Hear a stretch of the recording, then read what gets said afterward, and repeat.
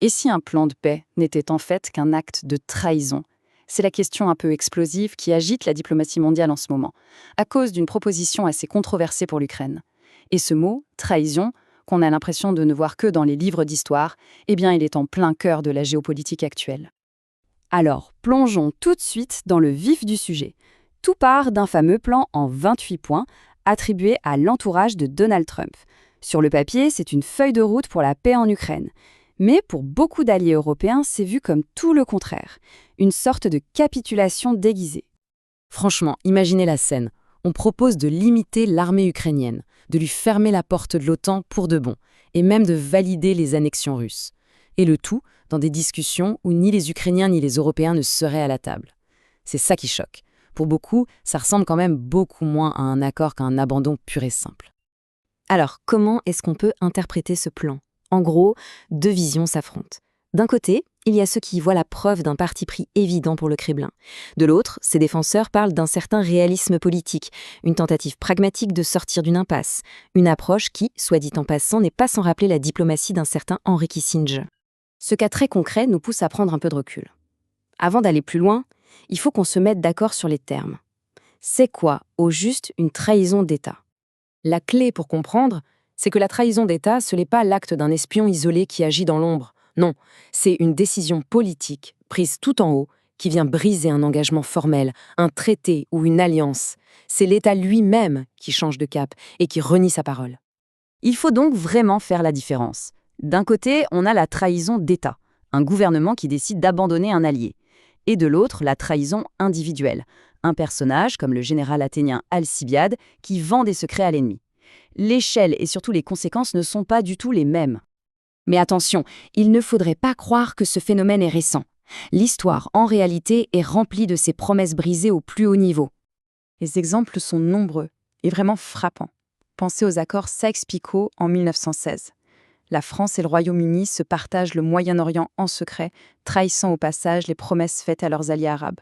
Ou encore, le pacte de non-agression surprise entre Staline et Hitler en 1939.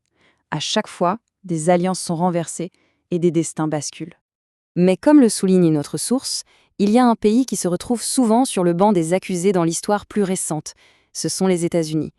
Et ça ne date pas d'hier. Dès leur création, en fait, les États-Unis ont été accusés de ne pas tenir parole, que ce soit à travers les traités rompus avec les nations amérindiennes ou bien lors de l'annexion du Texas au détriment du Mexique.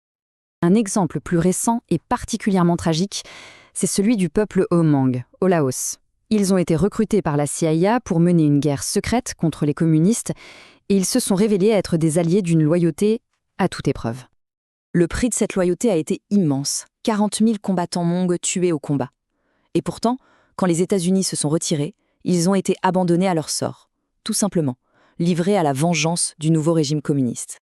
Ce schéma, on le retrouve tragiquement avec les Kurdes, alliés essentiels contre Saddam Hussein en 1991, en première ligne contre l'État islamique des années plus tard, et pourtant abandonnés lors du retrait américain du nord de la Syrie, laissant le champ libre à une offensive turque.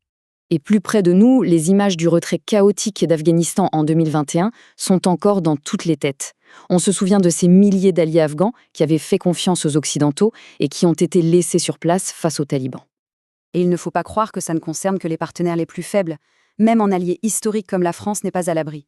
L'affaire AUKUS, ce contrat de sous-marin annulé dans le dos de Paris en 2021, l'a cruellement rappelé. Bon, mais au fond, pourquoi tout ça est si grave ? Après tout, la politique, c'est pragmatique. Quelles sont les vraies conséquences quand on a une réputation de partenaire peu fiable ? Eh bien, le coût est avant tout stratégique. Un allié peu fiable perd la confiance des autres. Ses partenariats s'affaiblissent et surtout, il laisse un vide que ses rivaux sont évidemment plus que ravis de combler. Le contraste est vraiment saisissant. D'un côté, on a l'abandon des Kurdes par Washington. De l'autre, le soutien indéfectible de Moscou à son allié Bachar al-Assad en Syrie, quoi qu'il en coûte. Le message envoyé au reste du monde est clair et il pose une question assez dérangeante. L'alliance russe serait-elle plus solide ? Finalement, chaque promesse rompue par l'un devient une opportunité pour les autres. La Russie et la Chine peuvent ainsi se poser en partenaires plus stables, plus fiables. Et ça, c'est un avantage géopolitique immense. Et les conséquences potentielles donnent le vertige. Pour citer notre source, si les États-Unis abandonnent l'Ukraine, il faudra du temps pour que la garantie de sécurité américaine retrouve une crédibilité. L'onde de choc entraînera des recompositions, allant peut-être jusqu'à de nouvelles courses à la prolifération nucléaire. C'est un avertissement très, très clair. Ce qui nous laisse avec cette question, qui est vraiment essentielle pour l'avenir des alliances mondiales. Lorsque la parole d'une superpuissance ne vaut plus grand-chose, qu'est-ce qui ou qui vient combler le vide ?